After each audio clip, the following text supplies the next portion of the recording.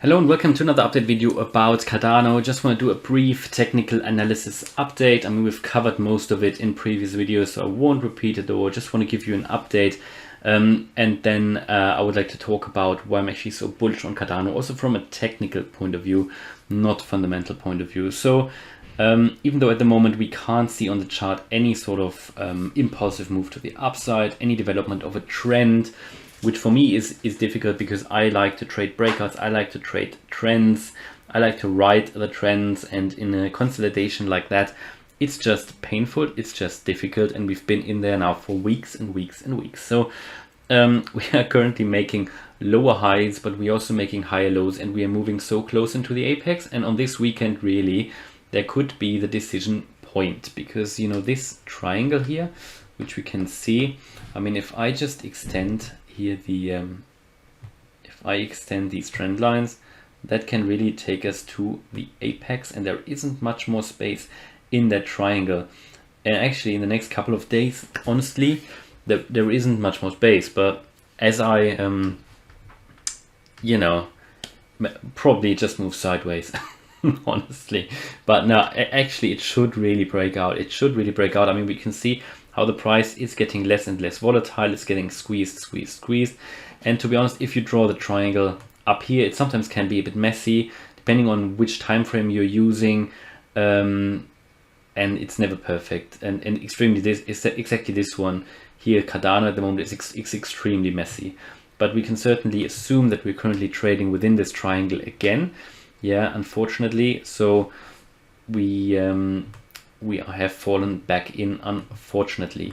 That is where we are now, just moving sideways at the moment. And as you know, for me personally, these are the times to buy. Yeah, because we've seen it now with other cryptos like Avalanche, like Terra Luna, Harmony One that I covered today as well. All of these had a pullback to a trend line and then moved up.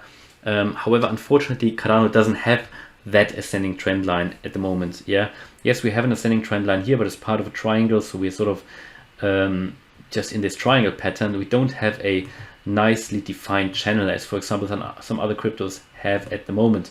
On top of that, we still have the 20 and the 50-day moving averages above us, and we need to get above them again to make sure that we can continue our move to the upside. But for me, it's just a game of patience. I'm staking them anyway.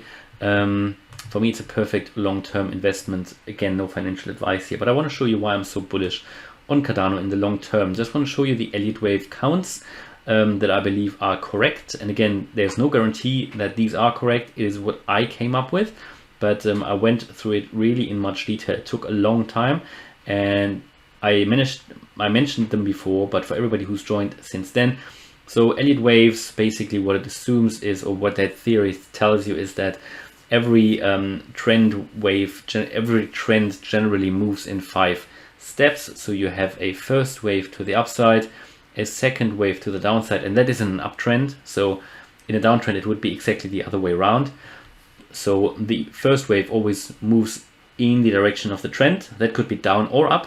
In this case, up. That's completed here. Then we had a second wave to the downside, and we're currently in the third major wave to the upside. Okay. But then that is the main time frame, the super time frame, you can call it. Now on the smaller scale, you have these other numbers. And I'm going to zoom in so you can see these in the brackets.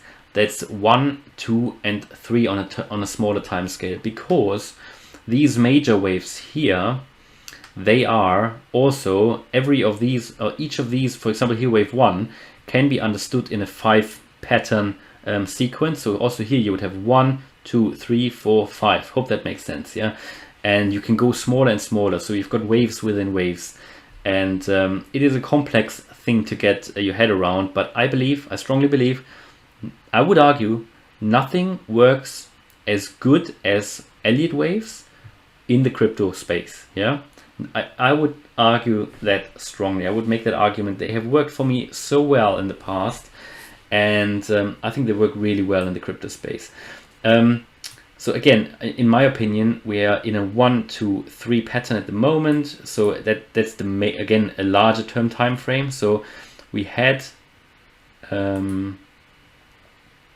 wave 1 here in May, So we marked a wave 1 top back here in May, then came down in a wave 2 correction, and since then we are in this green, basically with brackets, wave 3, which would go to the upside. Now it looks like here this could have been wave 3, but no, it wasn't, because in the wave 4, which would then have been wave 4, here we came down too far. So in a wave 4 correction, you cannot come down into the price level of wave 1, so that would have been too far. So that indicates that we are still in a wave 3 to the upside, and based on Elliott Wave Fibonacci targets and how you normally would calculate a wave 3, you would assume that you get at least to a level of $4.40, and I always say $4.50 because that's a nice and round number. And normally wave 3, because it's normally the longest one, it normally overshoots the 1.618 Fibonacci extension level. So that is basically what would be assumed. Now obviously we've got a bit of a painful correction here at the moment on the smaller term time scale, and I did say really we could even come down here once more further before we then move up. And what is happening here at the moment, honestly, in the grand scheme of things, for me, that's only the noise. That is, we already came into my target level, and I don't know if probably many of the earlier viewers will know that I mentioned that target level here, that we would come down once more when we're up here. So yeah, that was hit, that level. However, it wasn't the ideal retracement level. I would have loved to see something like a 180, and I did say that so many times before, and maybe even that is a reason, because we haven't hit the golden pocket, the 1.618 Fibonacci retracement level in that correction. Maybe that's the reason that we are still so painful. Many other cryptos have seen that 1.618 retracement. For example, Solana has. Solana came down to the 1.618 and the 0.618, sorry. And Cardano hasn't. So Cardano is just trying to painfully stay above these $2, even though I think it would have been much more healthy to actually come down once more to that level, get buying power in, get really that momentum that we need to get to that 440, 450 level up here. And we are still in that Elliott Wave, we're still in that correction here. And on a smaller scale, again, that's a 1 up here and a 2 down here. And again, also now that next wave to the upside would be a 3. So yeah, that's where we are. But based on the Elliott Wave method, we can expect a 440, 450, in my opinion, at least, because as I said, that normally overshoots that third wave. Now, after the third wave, there'll be a fourth one to the downside and a fifth one to the upside. And I believe that fifth one, then, we can talk about maybe $7, $8, but you can't really calculate that now because you need to see where that wave 3 is ending, and then you can start with the fib levels and look at the retracements and so on. So yeah, it's looking good on a larger term time frame. It is looking so good, and we just need to be patient, and this is taking much longer than expected. Generally is, it really is, and it is now actually one of the last cryptos that haven't really broken out of that bloody pattern down here, and that boring pattern. So we're really trading all the way. You can see that nicely alongside that target box here, finding support here, but I think we just need to drop in there. I think that's what needs to happen for us to get that buying power and continue. So and to be honest, that is still what I think needs to happen, and that might actually really happen before we can really free ourselves and move to the upside. So that's just my explanation of where we are in terms of the Elliott waves and the Elliott wave count, and why I'm so bullish on Cardano, in Cardano. And it's always, then people now changing their ADA again for Solana, and maybe it is a good decision, but bear in mind that Solana is way overbought now in the short-term time frame, and Cardano isn't. So at some point people will wake up, Cardano will wake up, and people will put their funds again into ADA.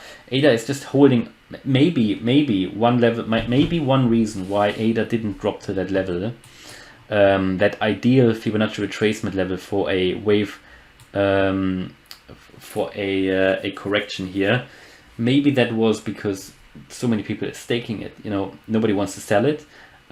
People sold it, but then we basically not enough for us to get below that level. So maybe that's the reason. I mean, I talked in a previous video about I think 72% of people now staking. That's as high as it's never been. There've never been that many long-term holders for Cardano. Yeah, so that's where we are. So again, hopefully you liked that update. Well, before we finish, actually, let me go to the ADA/BTC chart, because this is looking interesting. On ADA/BTC, we can see the 3 white soldiers. That's what is normally this referred to. 3 candles that, you know, I would like to see that a little bit larger actually, but I think you could call them 3 white soldiers, basically indicating that you have 3 green candles, or yeah, 3 green candles after downtrend. They oftentimes mark the end of a downtrend. Ideally you would want that first one to be even larger, and then the second one is larger, and the third one is even larger. And I think they are slightly larger. I think the third one is slightly larger than the second one. But what I definitely see is this nice turnaround here that we can currently see. Now again at a key resistance level, but it's starting to look positive, even though everybody today talked about this so-called death cross. Even though I oftentimes only refer to the death cross if it's the 50-day moving average crossing below the 200, not the 20 crossing below the 200. Which is also a sort of sell signal, but not such a significant one. Overall, I think we might really have found the low here. So the last time we had such a strong rejection down here, that was here, and you can see that as well. We had also a very, very strong uptrend after we hit the ground here. And yes, there was another retracement then, but then we really mooned. And maybe that is hopefully coming now. I mean, it's a bit of hopium, isn't it? And I would love us to get above this trend line again. I think that would be really bullish. It would be a really, really good sign. And first of all, we need to get above that resistance line here at 3570. And that's where we are fighting with at the moment. But yeah, you are potentially seeing here the 3 white soldiers. Of course, the third one hasn't closed yet. And bear in mind, that is on the daily, so it is quite meaningful. If we take a look on the 4-hour chart, you can see as well this nice start here, double bottom, yeah, nice move to the upside, and consolidation, move to the upside, maybe now another consolidation, move to the upside. Healthy, looking good at the moment, in my opinion. On the 4-hour chart, we have on the RSI still scope to the upside on ADA/BTC, looking good, trending now to the upside as well, buy signal on the ADX, and the MACD has also made a bullish cross and is now even crossing the 0 line. So it is looking good, that chart, in my opinion at the moment. Need to wait what's happening down here, but we could really have seen that bottom forming here, and we're now in an impulsive move to the upside, which is even increasing here in momentum at the moment. Next level, we just there at that level, moved already higher, retraced. So we find a bit of resistance there at the moment, and on the 1-hour chart we can see how we're just coiling up for a breakout here to the upside. There you go, very close. Sellers can't really push the price down anymore, and that is also here potentially a inverse head and shoulders. You've got head, shoulder, and shoulder. So even though everybody talked about the death cross today, I think on the chart we're actually seeing a nice potential reversal. Now that's not guaranteed, but it's looking probably likely, because also for the first time been making higher lows here now, yeah. So not here, though, not really. Yeah, we made a bit of a high low here. That's true. We tried to, but that was actually that trend line anyway here, where we just tried to stay above, but we failed. So now it is a little bit different, because we made a low here, higher low there, higher low there. So it's looking good, looking good. So let's see what's happening. I think it's a potential reversal here. Yeah, and don't really see quite that volume, but you can see volume picking up a little bit. So yeah, hopium for Cardano holders. Alright, so hopefully you liked that video. If you did, please smash the like button. Maybe you even would consider joining as a channel member. I would really love to have you on board. We're now around 70 channel members. Really great live chat, very interactive during the day and night. And every Sunday there's a live stream for every channel member. So yeah, hopefully you consider that, and see you in the next video. Bye bye.